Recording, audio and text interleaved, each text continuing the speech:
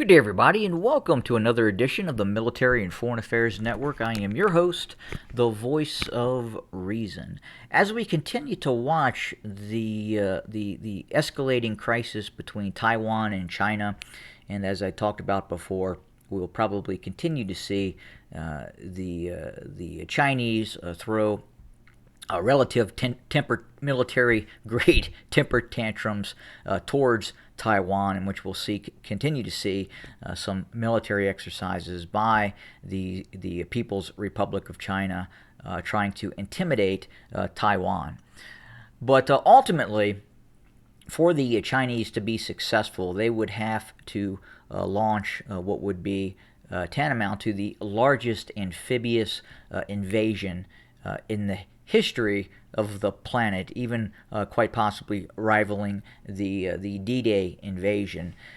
Now, as we see what's happening in Ukraine, and we see what is happening specifically with, for instance, the main battle tank, and I don't believe what we're seeing in terms of the Ukrainians using javelins and in-laws and some of these other systems, engaging these T-72 Bravo 3s or T-80Us or T-90s, T-90Ms, what have you. I don't believe that is indicative just to those systems, those main battle tanks. I believe if there were other systems on the battlefield, and we saw this in some of the recent Israeli incursions into Lebanon, where the Israeli main battle tank, a very, very good tank, was really set back in its operations in Lebanon by these anti-tank guided weapons systems. Now, if we look at the continued development of modern war,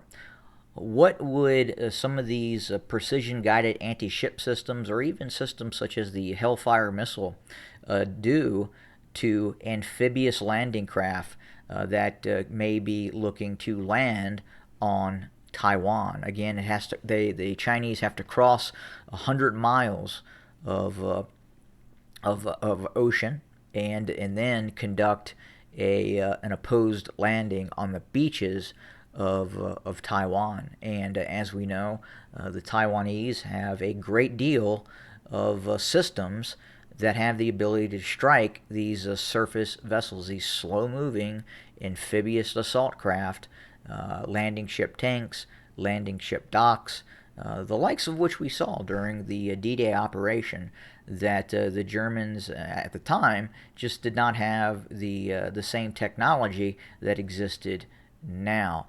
I understand that there are some aerial defense that ships can employ now that can defend some of these vessels, especially some of the Chinese larger destroyers and frigates and what have you. And obviously, they can provide air defense against some of these systems that the Taiwanese have. But ultimately, all it takes is one missile to get through, and it can cause incredible damage to a ship. So as I look at the way warfare is evolving in terms of drones, precision strike capacity, what we're seeing now in Ukraine, such as the HIMARS, and you now have these multiple launch rocket systems that can precisely target a ship-size vessel that could be approaching a island nation, the likes of Taiwan. So as we look at this conflict between China and Taiwan, the Chinese military looks great on paper. Obviously, the media outlets in the West oftentimes declare China as the largest navy in the world in terms of the amount of ships.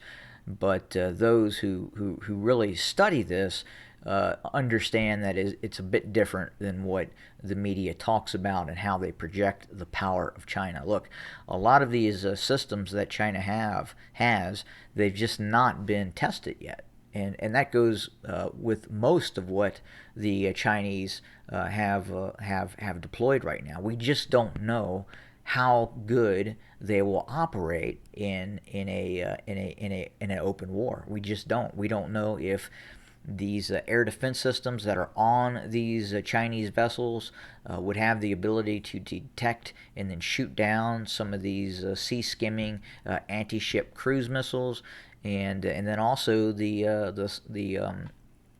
high-speed cruise missiles, the faster than the speed of sound cruise missiles that the Taiwanese are deploying. These anti-ship weapon systems that travel at Mach 2, Mach 3. Can the and again, such a small radar cross section, do the Chinese have the ability to shoot these systems down? And then drones as well. We have seen these systems prove relatively successful in other conflicts, but again, kind of circling back to the concept of these slow-moving amphibious warfare vessels approaching a protected island that has a very good military with some very advanced equipment being directly supported by, say, the United States.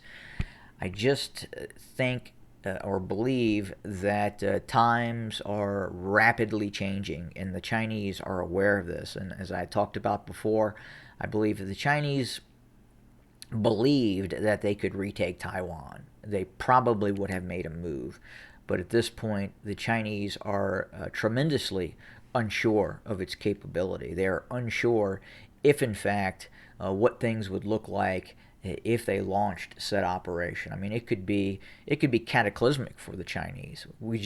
It hasn't been done yet in the modern era in terms of large amphibious operations. The same sorts of large amphibious operations that were conducted during World War II would have to be done in taking Taiwan. And the advances that have been made in terms of the technology that would oppose these amphibious operations have developed probably at a much faster pace than amphibious warfare unto itself. Obviously, there is vertical envelopment. The Chinese do have a limited capacity of launching helicopters from its newly developed amphibious assault warships, the more or less the helicopter carriers that the United States uses in terms of amphibious warfare. But again, these helicopters would become very susceptible to manned portable air defense systems as well. So we just don't know what amphibious warfare looks like today. It's something that hasn't been done, and I feel at this point it's probably a very slow-moving process.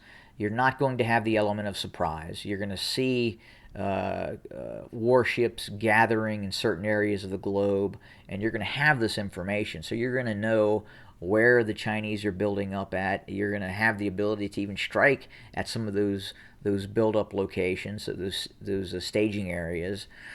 And then as the warships start to move towards their target, you're going to know very quickly in terms of the informational age where these warships are heading. Unlike during the Normandy landings, the Germans didn't really know. They had an idea, but they weren't completely sure of when and where it was going to come. And if we fast forward to the modern era, I think that invasion looks a lot different in terms of the Normandy landings. Much more difficult because the Germans would have much a higher situational awareness in terms of what the Allies were doing through modern technology and the transfer of information.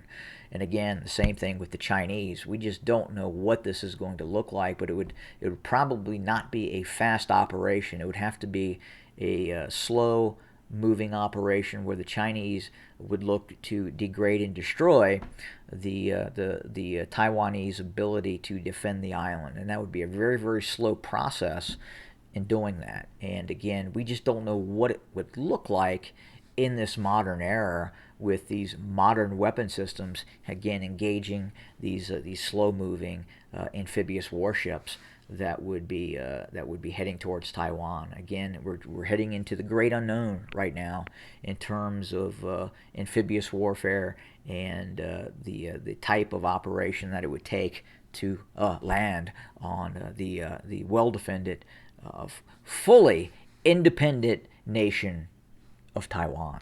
Have a good day.